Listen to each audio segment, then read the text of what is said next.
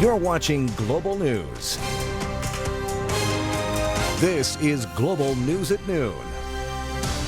Hello, everyone, and thanks for joining us on Global News at Noon. A collective sigh of relief today as a strike by CP Rail workers comes to an end. This is a very big deal for farmers, but also consumers right across the country. And Marianne Dimain joins us live with the latest details. Good afternoon to you, Marianne. So if you could break down how this all went and the timeline of it all, too.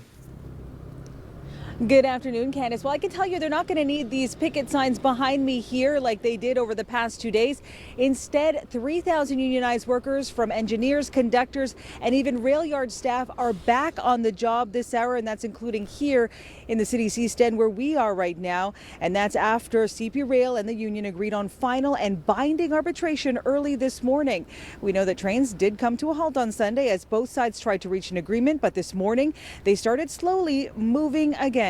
Teamsters Canada Rail Conference says binding arbitration wasn't the preferred method, but it said it managed to negotiate terms that are in the best interest of its members. Members who stopped work and were out with signs for the past 2 days. The union says wages and pensions do remain key stumbling blocks. Now, the agreement means CP can resume essential services for the North American supply chain.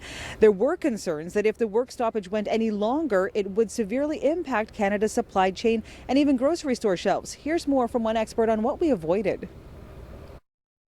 If this labor dispute would have dragged on, it would have been quite problematic for farmers in the U.S., in Asia, around the world to get fertilizers to increase productivity. Because this year it's going to be quite critical, given what's going on in Ukraine. There is going to be a deficit of commodities, including wheat, corn, barley.